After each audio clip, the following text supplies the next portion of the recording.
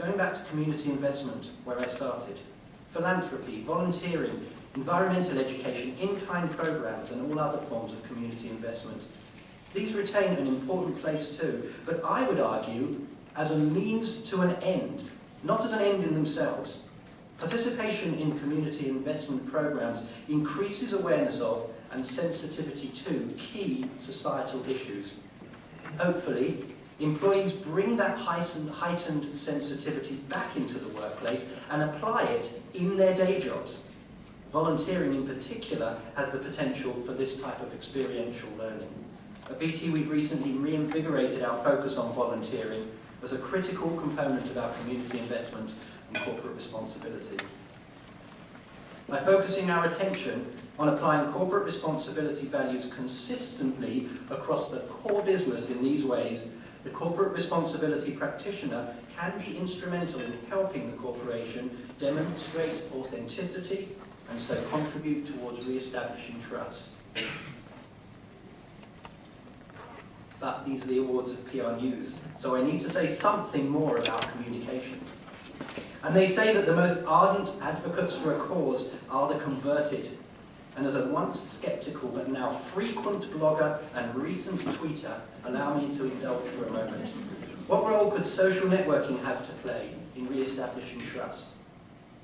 In a recent blog post, The Deficit of Trust, Stephen Jordan, Executive Director of the Business Civic Leadership Centre, states, "While people don't like Congress, the media, or big business in general, they really like their specific member of Congress, their favourite television channels, their favourite stores and brands."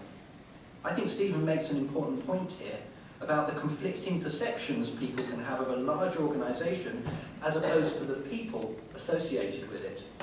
I think there is an opportunity here where social networking has a significant role to play in the corporate responsibility space in particular.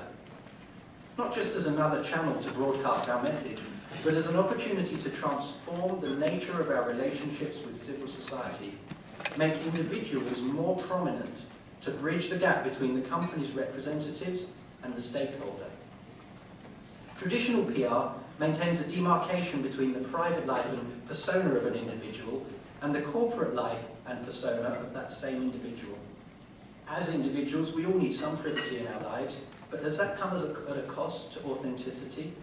I would argue that we have created the perception and perhaps even the reality of a distance between our leaders and our stakeholders in civil society. Social networking presents a great opportunity to bridge that gap by creating direct and authentic two-way communications between members of civil society and the leadership of our companies. It also creates that opportunity for our greatest and most numerous spokespeople, our employees. Some examples at a leadership level. Tom Gloser, CEO of Thomson Reuters, and Bill Marriott, Chairman and CEO of course, Marriott Hotels, are two C-level executives who have done exactly this. As long ago as 2006, Tom Gloser posted a piece on climate change and Al Gore's then new movie, An Inconvenient Truth. Bill Marriott wrote an excellent post in his blog in November of 2008 on California's Proposition 8. It articulated the distinction between his beliefs as a member of the Mormon Church and his position as president of Marriott, the company.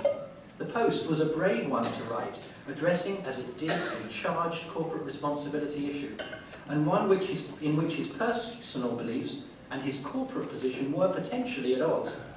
But it demonstrated exactly the sort of authenticity and personal accountability that I think we need for civil society to rebuild trust in business. Of course, to blog, our executives need to be comfortable enough to write what they really think and to address challenging issues. But that is exactly why a good blog helps establish personality and an authenticity on which our stakeholders can build their trust. And our employees can help us here as well. By allowing our employees to blog and tweet, we're demonstrating a confidence in them that will be reciprocated and also recognized externally. In fact, if we do not have that confidence to allow our employees to talk about the company on the internet, perhaps we need to ask ourselves some more fundamental questions about our relationship with that stakeholder group.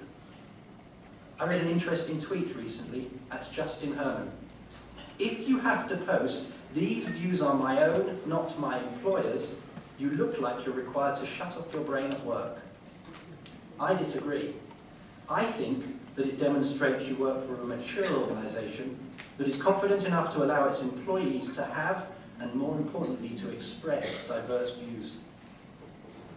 At this point, my own PR colleagues would never forgive me if I neglect to tell you the address of my blog, www.csrperspective.com. The views expressed there are mine and mine alone.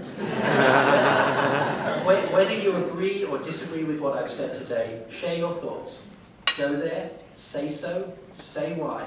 If you've never blogged before, putting a comment on someone else's blog is a great way to start. So to everyone here, whatever your current level of use of social networking, take it a step further. Embrace it, not just as a new channel for broadcasting our corporate responsibility message, but as a tool for creating two-way communications. A communication that is ideally suited to bridge a gap, to create the authenticity that civil society craves, and to contribute significantly to rebuilding trust in business. To my corporate responsibility colleagues, our challenge is to get involved across the business functions. Be a catalyst for change. Demonstrate the value for the long-term stability of the business of operating in a healthy and trusting environment.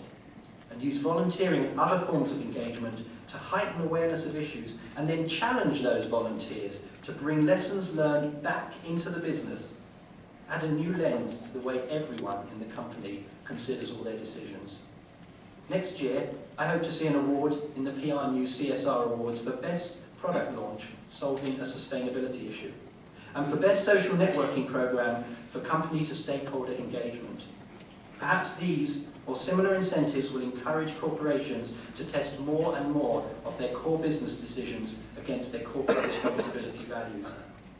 And I look forward to the 2013 Oscars, it takes a couple of years to make a movie, including Best Picture nominations that have as their central protagonists commercially successful corporations whose approaches forge pathways to healthier, more sustainable and more equitable communities. I believe this is possible, and I believe that the people in this room can have a central role in making it happen.